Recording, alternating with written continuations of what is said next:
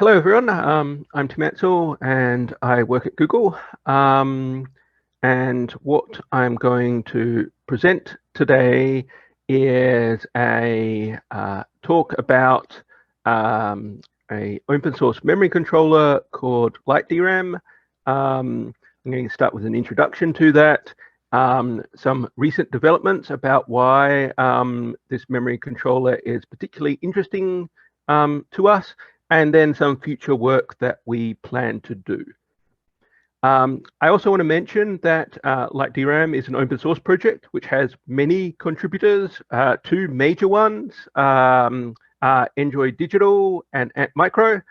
Enjoy Digital definitely did a lot of the initial work to develop LiteDRAM, and Antmicro has collaborated very heavily with Enjoy Digital. But there are plenty of other people outside of just those two who have contributed to the project. It is a real open source project that many different people have contributed to.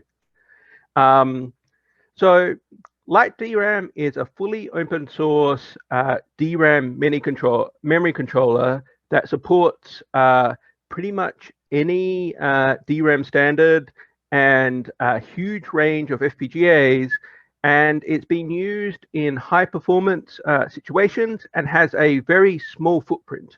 And so first, though, what is DRAM? Well, if you're an IC designer, you might know about static RAM.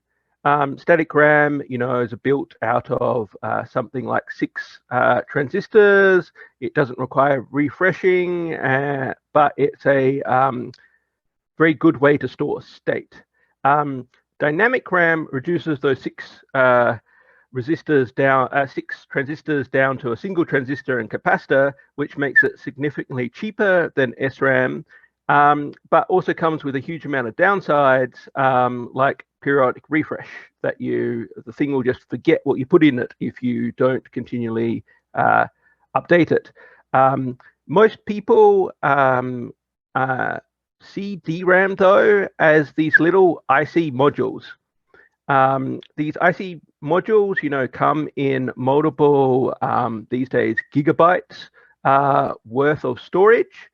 And in many cases, they can be mounted directly on the PCB, as in many embedded cases or low power cases.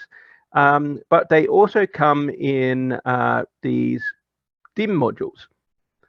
And that is probably what most people think of when they talk about memory in a computer, is these DIMM modules.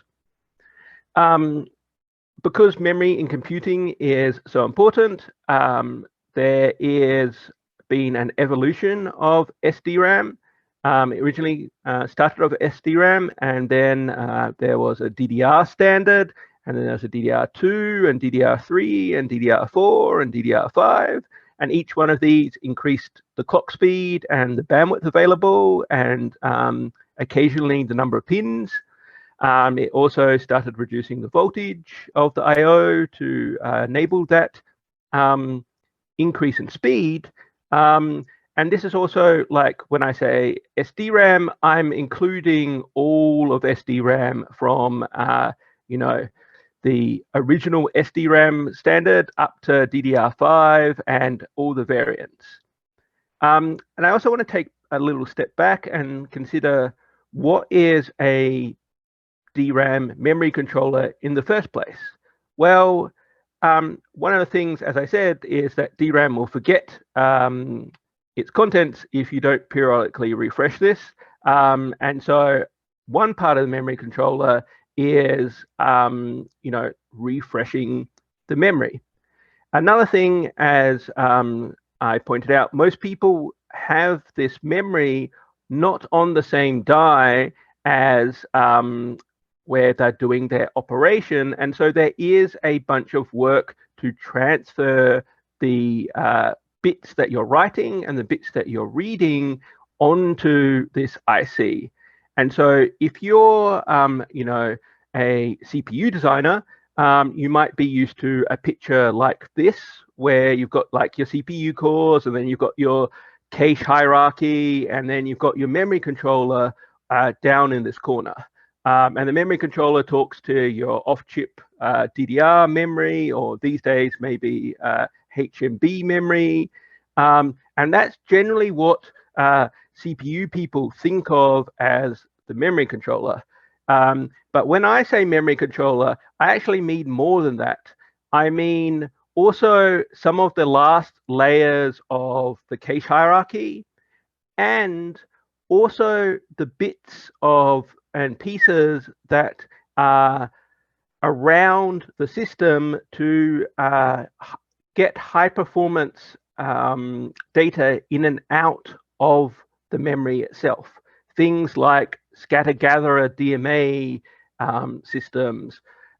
All this is really important and part of building a system around memory. And so in my my way of talking about, this is all part of the memory controller. And LiteDRAM actually covers pretty much all this space. It's not just what maybe the traditional ASIC people think of a memory controller. And as I said, it supports pretty much a huge number of the DDR standards. Pretty much the only one I know that is around is LPDDR4 that isn't supported yet. It would be actually pretty easy to add LPDDR4 support to the LiteDRAM controller. It's just we've not been able to find an FPGA board that has LPDDR3 on it to test it. And, you know, I don't believe in advertising that it's supported until somebody's actually tested it. So if you look at a block diagram of the internals of LiteDRAM, this is a diagram I stole from the original primary developer at Enjoy Digital of LiteDRAM. The part that an ASIC person would probably call the memory controller is this part here. This kind of is similar to the memory controller on the side. And I think of this as the core of LiteDRAM. LiteDRAM is, because it has to be high performance and run on an FPGA, it's fully pipelined. It has all the standard features like configurable command depth on the bank machines and support for pre-charge and periodic refresh. And all these features are actually generic. They are, you know, parts of the system that should be extremely portable between different FPGAs and even to ASICs. And then to actually talk to this external stuff, though, you need a PHY, and I've actually jumped forward slightly too far. So this is the core thing, which is, you know, the bank machines and the refresher and all that type of thing. But you also need this PHY, and the PHY is much more FPGA specific because you have to have very strong control over the timing relationship between the different I/O captures. The interesting thing about LiteDRAM is that it has a lot of different pluggable PHYs, which enable it to support a whole bunch of different, you know, FPGA vendors, FPGAs.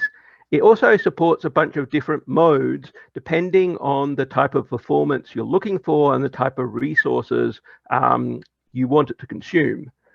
It also has a totally generic PHY, which is just built out of a standard, you know, I/O flip-flop type structure that works pretty well on any FPGA I've seen out there, especially anything in the last 20 years.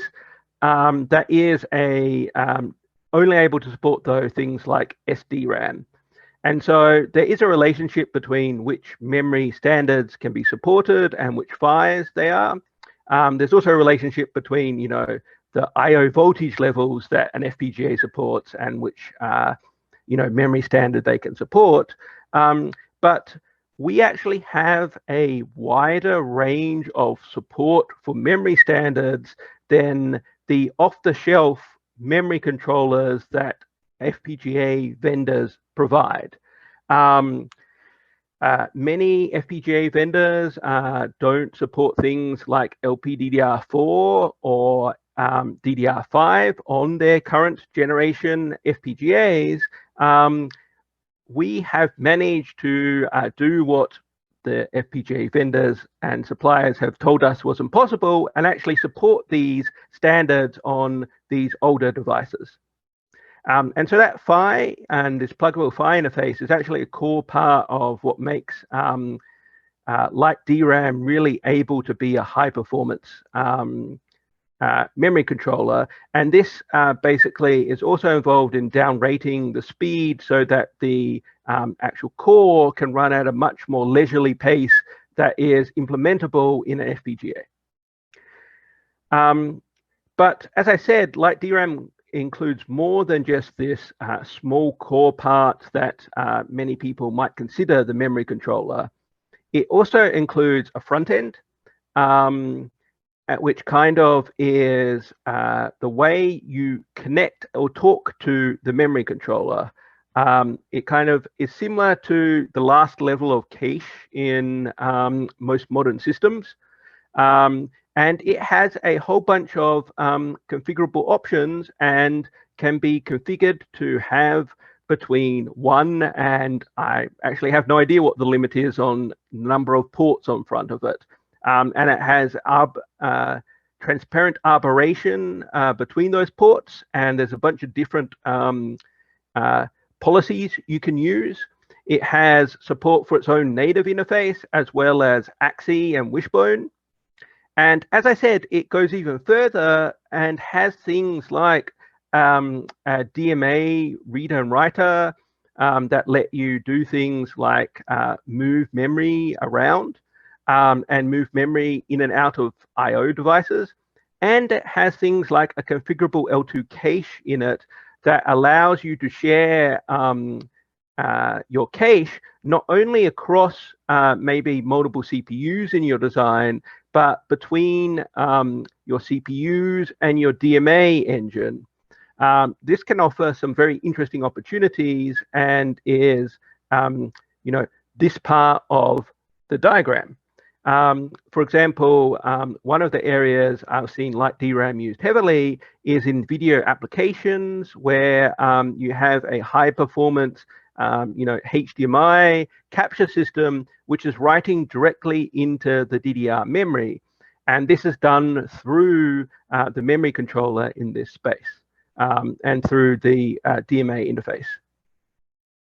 And so that kind of covers this other area that is frequently excluded from memory controllers. And an interesting thing is I keep calling LiteDRAM a memory controller, but LiteDRAM is actually something different. It is a generator for memory controllers. This means that even though LiteDRAM supports pretty much any DDR version under the sun, you only pay the final resource costs of the DDR standard that you're actually using. And the same with all these other features. The way the generator works is if you don't use a feature, like you only have a single access port in your memory controller, you're not going to get in your design, a crossbar and arbiter. They just don't exist. And this is one of the ways that LiteDRAM actually is able to get similar style performance to the DRAM controllers provided by the FPGA suppliers on these parts while using significantly less resources than the traditional controllers that these vendors provide. To make that possible, LiteDRAM is written in a Python-based HDL called MeGen. However, if you're not a fan of MeGen, or you need to use this in a system that doesn't want to deal with the complexity of a Python generator, you can take a specific configuration of LiteDRAM and have it generate a pure Verilog module that can be dropped into your more traditional design. And this has been added to FUSOC. So if you're a FUSOC user, you can use LiteDRAM even if you don't want to adopt the MeGen and the rest of the LiteX ecosystem. And a couple of other important points is this is a fully open source memory controller. It's entirely under permissive 2-clause BSD license, and it doesn't use any vendor code. We're not talking about a system which takes something like the Xilinx MCB and wraps it with these extra features. No, this is a complete solution/replacement for it. And as I said, it is on most benchmarks better than the Xilinx provided memory controller. There are some features missing. The reason those features are missing is generally we've never found a use for them. And the other way it manages to reduce this footprint is it moves as much as possible into software. To use LiteDRAM, you do need some type of soft CPU system to do things like the PHY training. When the DRAM starts up, one of the really important things is about figuring out the alignment you need. Some of that alignment comes from just the internal infrastructure inside the FPGA. There's generally, some ability to control the relationships between the different data. And this is what the PHY training software does. In older MCB solutions from Xilinx, this was done by a giant, I think, system Verilog state machine. I have no idea how they managed to get that state machine to work. I would have not able to do that, but I am a software developer and I do understand C code, and it's actually quite easy to write the thing that is doing the PHY training in the C code and adjust these delays. And what is kind of happening here is, if you look at the diagram here showing the various relationships between things, you can see that there is a delay here between the destination and source that needs to be accounted for. And so the PHY training is aiming to make the alignment as close as possible. And as I said, some of this comes from the FPGA internals, but as you get to the more advanced DDR standards, some of it comes from the termination topology in the actual standard itself. And thus is something that you can't avoid. You need PHY training to support these more advanced memory standards. And LiteDRAM has this PHY training. It's a really important part of being able to support the DDR5. In DDR5, we actually may need to do a bunch of this training live, but all of it is running on a soft CPU. And you can kind of see the output of this PHY training here. You can see it's printing out a little bit of the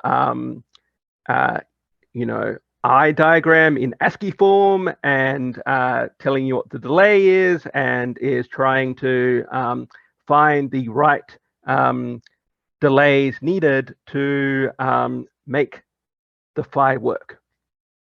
And so that's LiteDRAM. And we've found LiteDRAM to be an extremely powerful memory controller that, as I said, is high performance and uses only a very small amount of resources and is very, very configurable. The number of boards it supports or has been tested on is probably, in almost the thousands these days. And so we've been contributing to it mainly through funding new development in this area. One thing we've been funding development in is adding support for these more different memory standards. In 2020, Antmicro added support for what's called reduced pin count DDR, into LiteDRAM. They were behind the effort to add LPDDR4, and LPDDR4 is particularly attractive because it's usable in these embedded use cases, and it's very useful in mobile situations, and was not something that many of the FPGA vendors thought could be supported on their FPGAs. So we're really excited about that. That also, oops, that's a repeat of that slide, pushing forward to adding DDR5 support to LiteDRAM. And a lot of this has been done at behalf of the Google security team. And the main reason this has been worked on is because of RowHammer.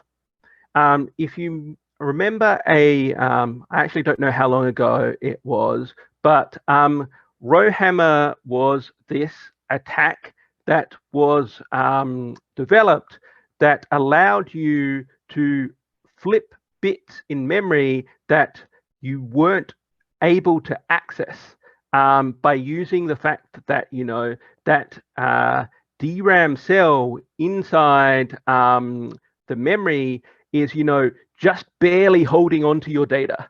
And so just for a refresher, if you think of, that IC as a grid, what you did was you would actively hammer on rows near a row that you wanted to flip a bit with.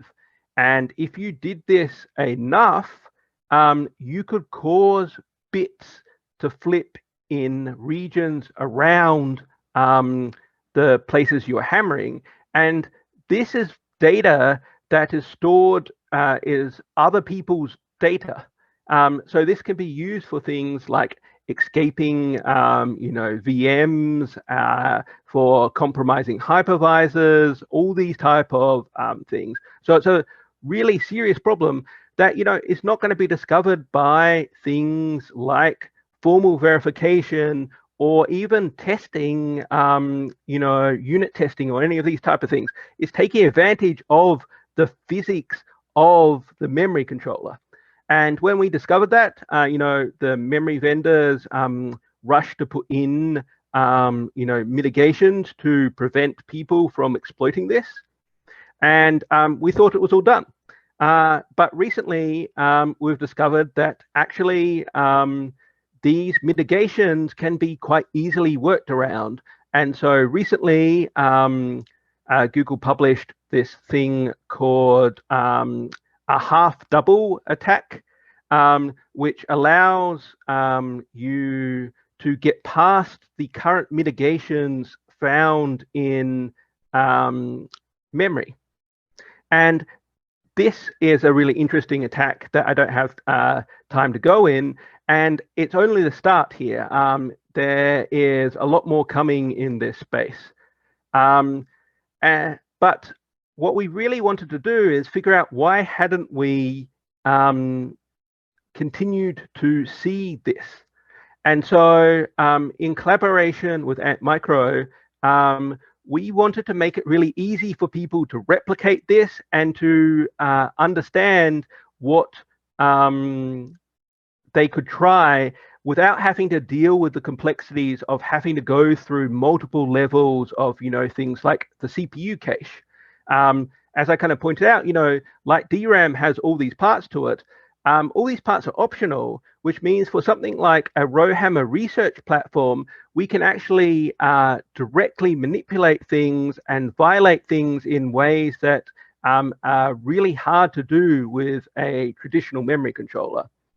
And so the other thing is we're very interested to see whether this affected things like mobile devices or, for example, Chromebooks.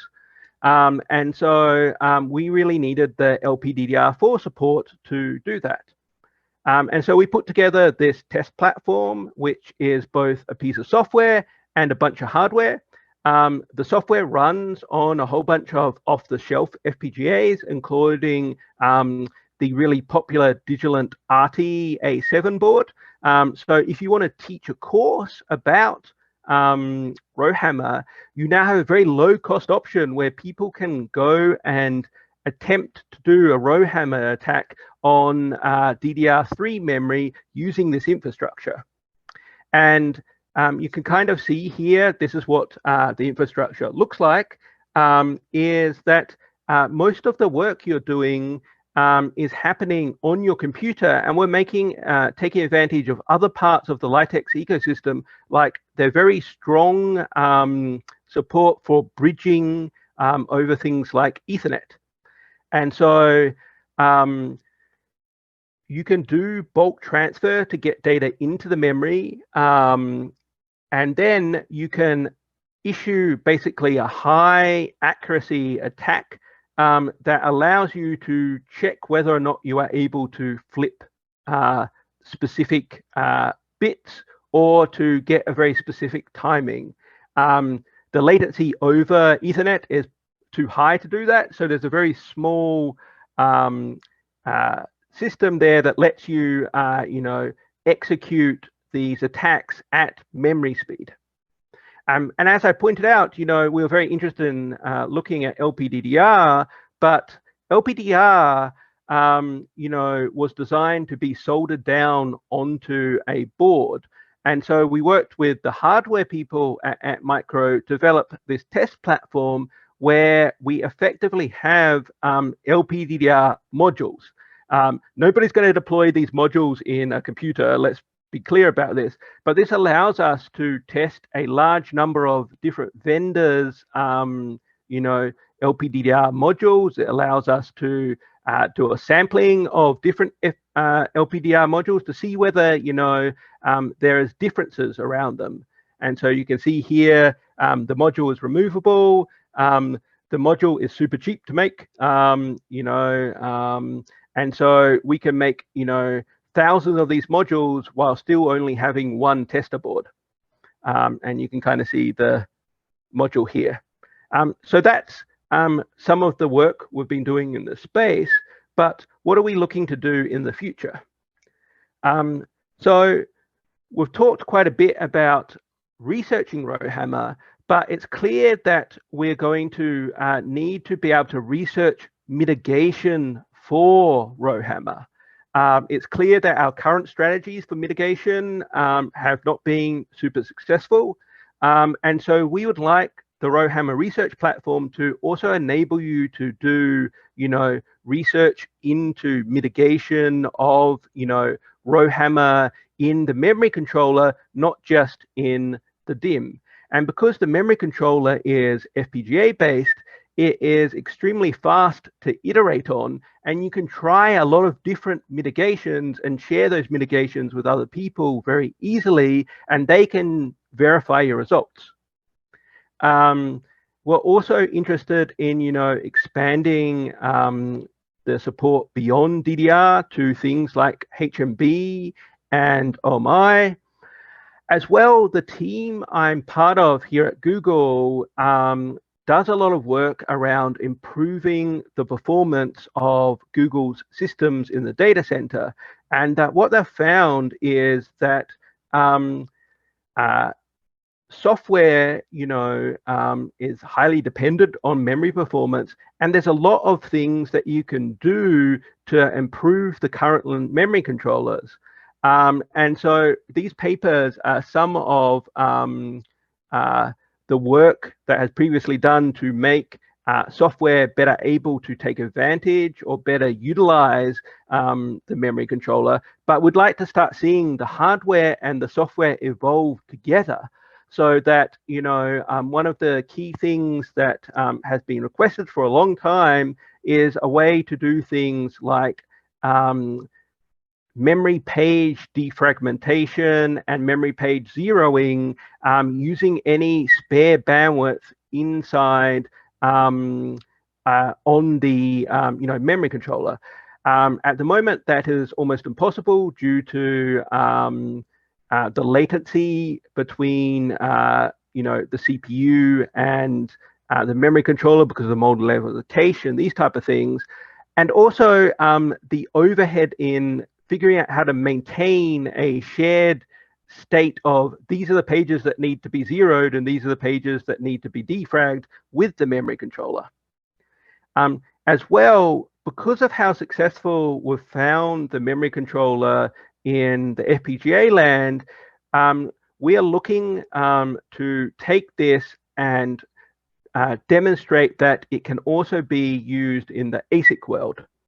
And the reason we're interested in things like this is you may know that Google has been very successful in developing the TPU. This is the TPU V1, and you can see that there's a lot of memory on that. Currently, TPUs are using off-the-shelf memory controllers that we do collaborate with their developers to evolve for our needs, but we're looking to do that faster. And so looking to have a ability to prototype a lot more of this on FPGAs is really interesting.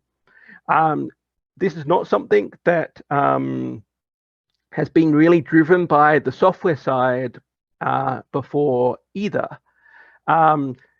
This is an open question of whether this is possible. It may turn out that these ideas are silly, but we are and have been for a while now working on improving the state of fully open source IC design.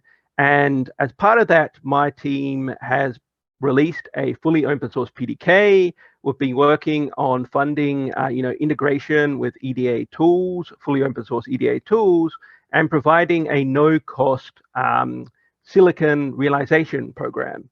And so if you follow me, you've probably heard all about this, but the Skywater PDK can be cloned from there. It's under an Apache 2 license. There's no NDAs or anything, and it's actually manufacturable. So you can go to GitHub and use this PDK to make an ASIC. And combined with that, we have a no-cost shuttle program for people to tape out their ASICs. And what we'd really love to see in the future is that this program has a shared harness between all the ICs. We would love the memory controller to be an option that anybody can use in this program so that they get access to, high performance memory. And, we'd also like to show that you can build a memory controller that scales from these old process nodes to these new process nodes. And so our kind of current thinking around a roadmap is that we're going to start with a fully open source design. When I say fully open source, I mean fully open source down to the GDS on the Sky 130 platform. We're also looking to do a much more high performance version on probably GlobalFoundries 12 LP. That's because the open source tools have the best support for that process technology, and it's advanced enough that you really need to know what you're doing, but it's also old enough that it doesn't cost the bank to do. And so if that's successful, we want to then expand this to the rest of the potential open source and other options here. Unlike though an FPGA, which has a lot of the I/O and clocking infrastructure there available, and you just need to configure it in the right way, we do need to figure out how to build an ASIC PHY. Recently, Wavius has released a LPDDR PHY, at least the RTL and design for one as open source. And we're exploring whether that is the right option to be paired with something like LiteDRAM. And we're also investigating collaborating with other groups around this, including a bunch of different universities and a bunch of different organizations. This work is mostly being led under another Linux Foundation organization called the CHIPS Alliance.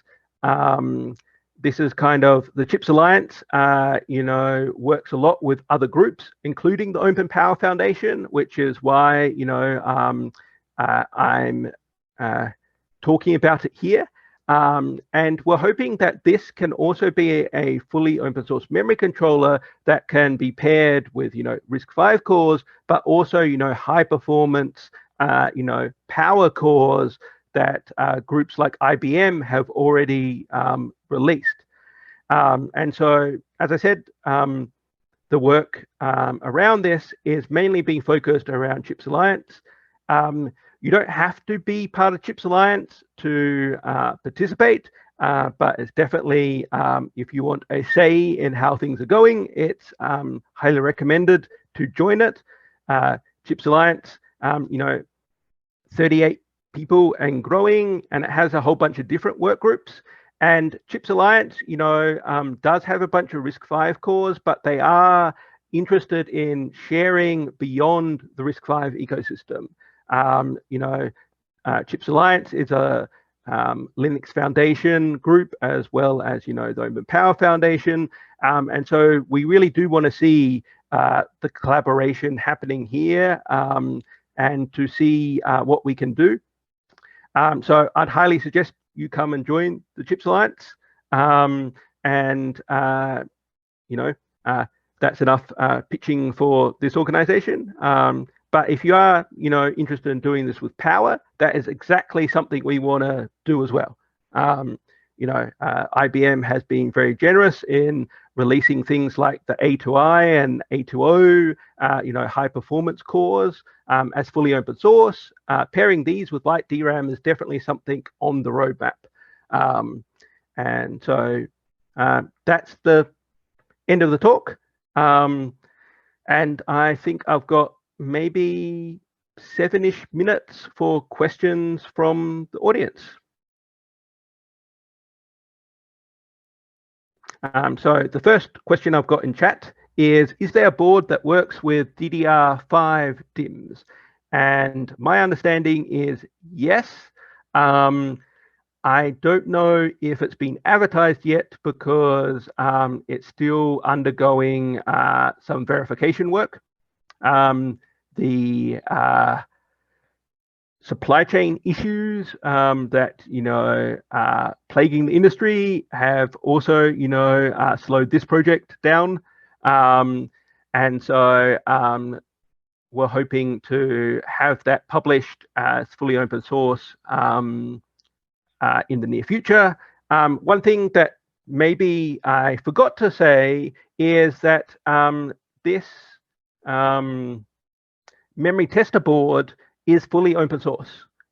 You can go and get the design for it off the Antmicro GitHub page, and you can get the full KiCad or KiCad PCB for it, and you can go and have it manufacturable yourself with somebody like Circuit Hub.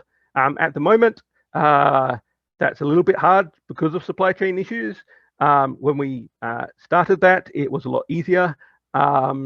We're definitely looking at how to increase the access to this platform and the future DDR5 platform. Antmicro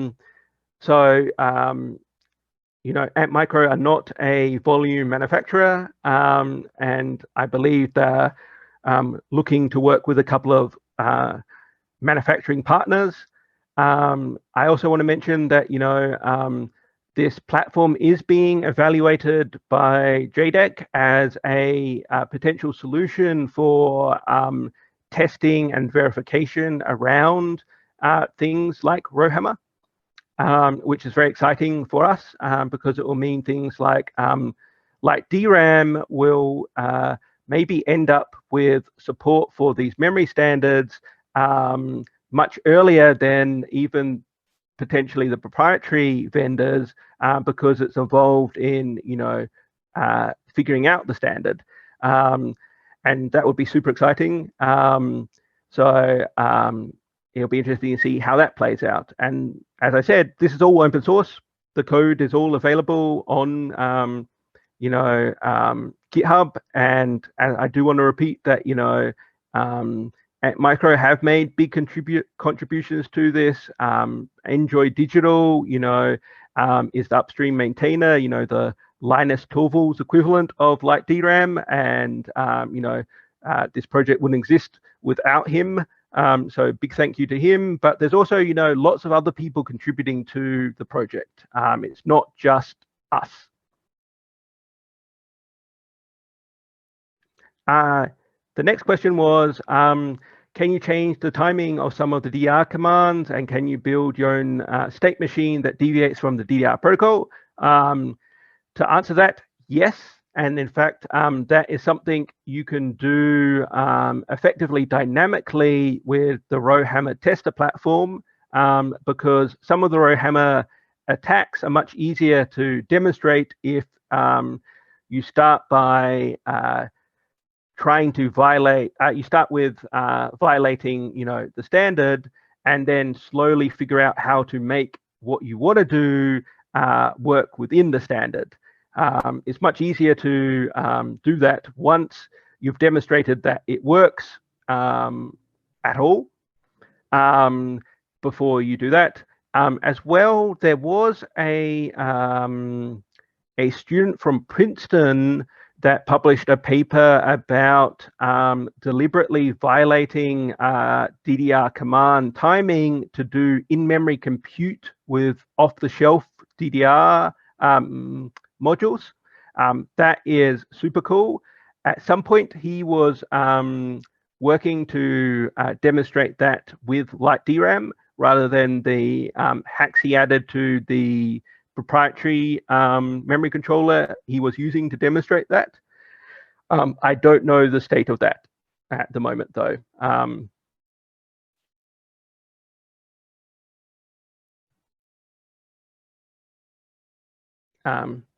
So, yeah. They were just repeating stuff from the chat. I believe, sorry if I pronounce your name, Stefan, was saying that RowHammer attack generally works through the IP of the memory controller.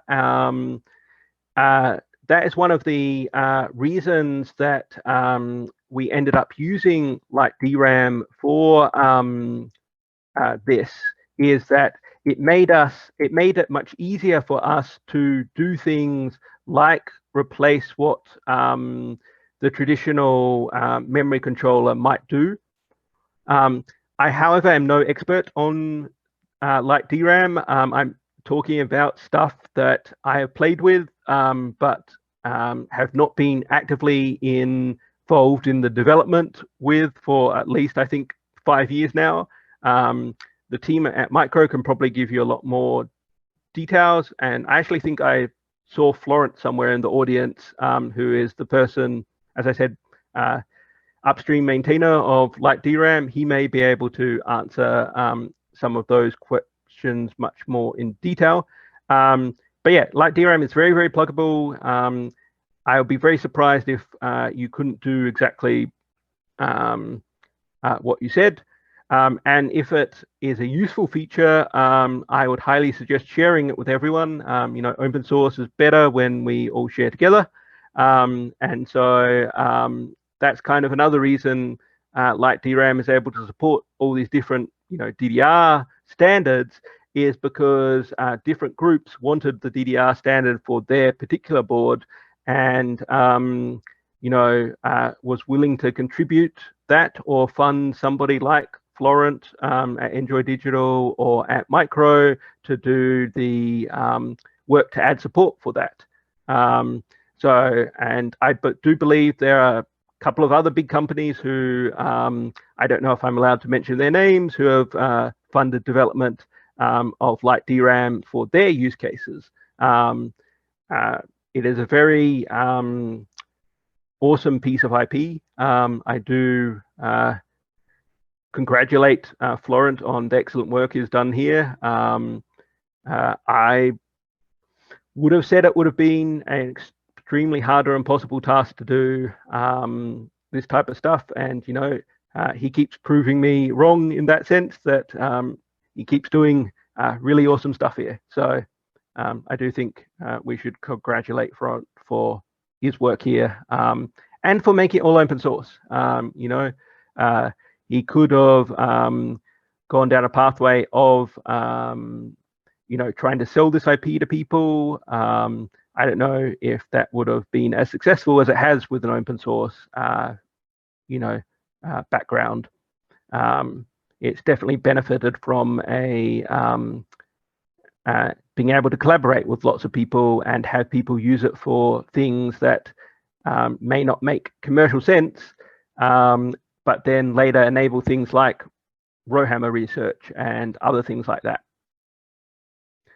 So I've probably got time for one more question before I have to run away. Is there anyone other than Stefan who has a question?